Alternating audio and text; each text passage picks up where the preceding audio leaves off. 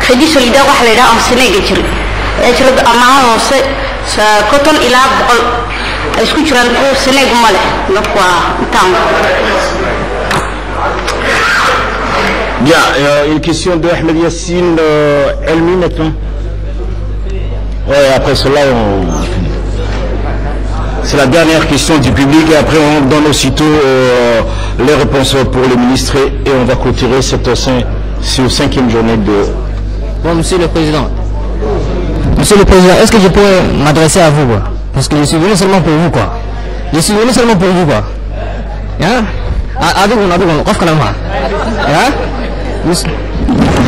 Monsieur le Président, je représente les jeunes diplômés qui ont été bossés du gouvernement. Je représente les jeunes diplômés qui ont été bossés du gouvernement djiboutien et qui ont fait leurs études dans les pays maghrébins. Donc, on est rentré au pays dans l'espoir de vivre avec les expressions, les élites du pays. Mais le problème, c'est qu'on n'a pas de travail. Sérieusement, on n'a pas de travail. Voilà. Parce que si par mérite on pouvait gagner notre travail, j'aurais dit travailler depuis longtemps. Beaucoup de personnes connaissent mon histoire. Même les conseillers diplomatiques, M. Adachar Hassan connaît mon histoire. Monsieur le ministre, Syed Barat connaît mon histoire.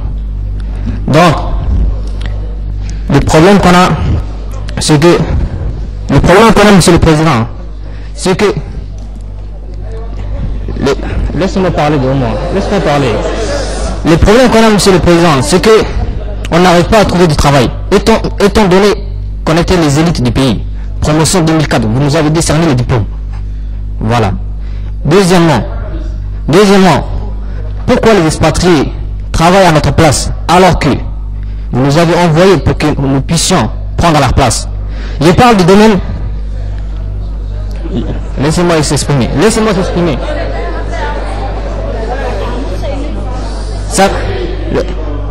Je parle de domaine pratique, l'électronique industrielle, chimie industrielle, ingénierie en électronique, chimie analytique. Il y en a nombreux qui sont dans la même situation que moi. Je n'ai pas de travail. Et je... Voilà. Le ministre de l'Emploi.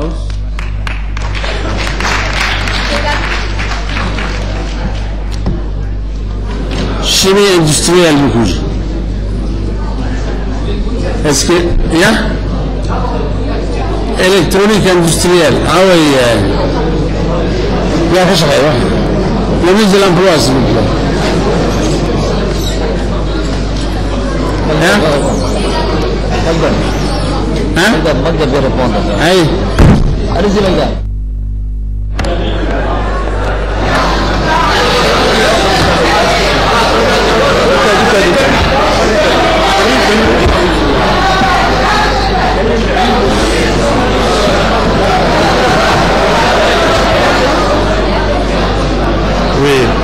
Monsieur le Président, donc j'invite ce compatriote en détresse de venir urgemment dans nos services et ensuite avec les personnes qu'ils disent qui sont dans la même situation que lui pour pouvoir se rapprocher donc de nos services, pour pouvoir parer donc remédier à ces situations.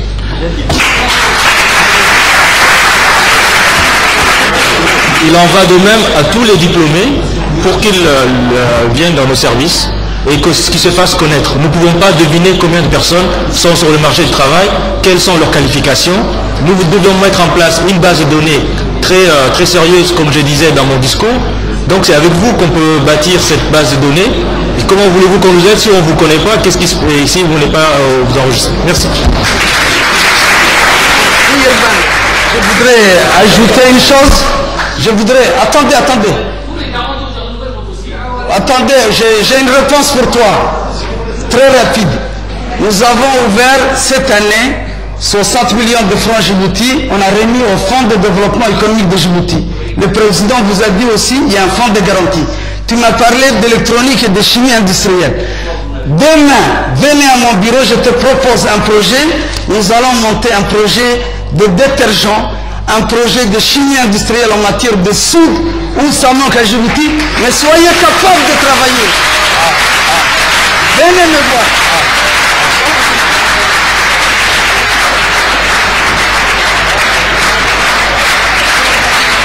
Merci beaucoup, à demain pour le... On donne la parole peut-être à la fille. Salam alaikum wa rahmatullahi wa barakatuh. Le président de la République, monsieur Ismaël Omar Guelleh, qui a organisé cette réunion pour pouvoir déjà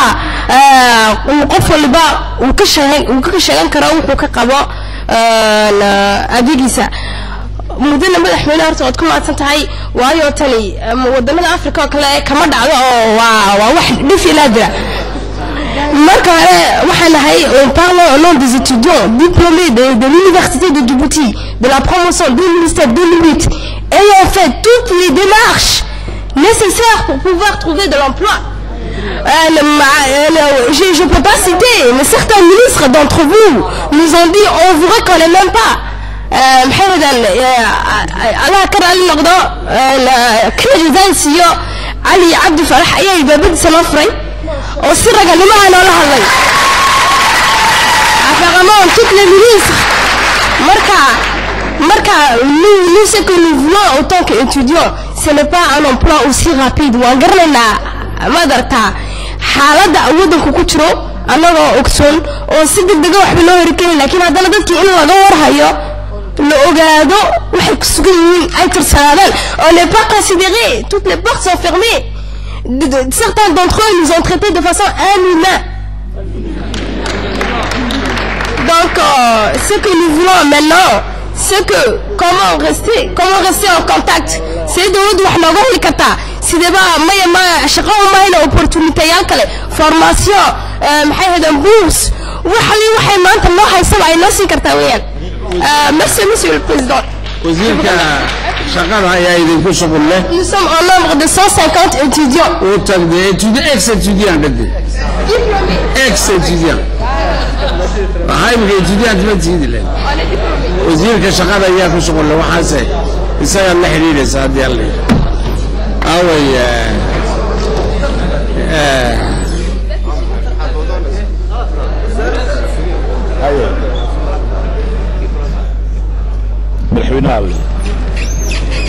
madaxweyne baan doonaya inaan anigu aan ka yar reaction kar waxay parapor étudiant ambolise diplômé halkan ka hadlayay horta mid weeyaanoo magda ay garab fadhido waxay tiraahdeed inankani hadduu hayo ingénierie in chimique dad soo waxeeyey waan u baahanahay dowladaha ambolise wasaaradaha inaa loola ordin ambolise soo yar dhaafo aadan sheekh iyo lisa saciid barkhad shirkadaha privega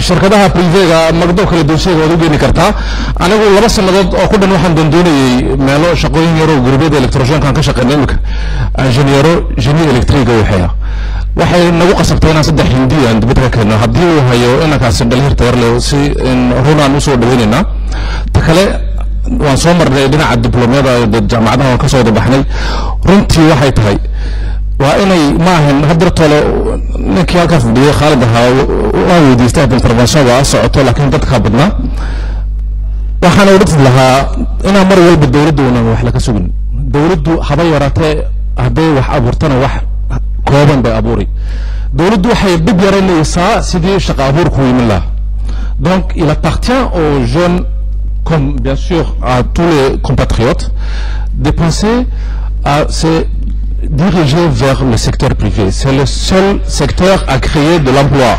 Donc, il doit faciliter les sound. Merci, Monsieur le Président.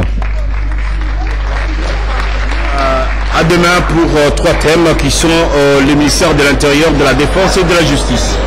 3 thèmes demain.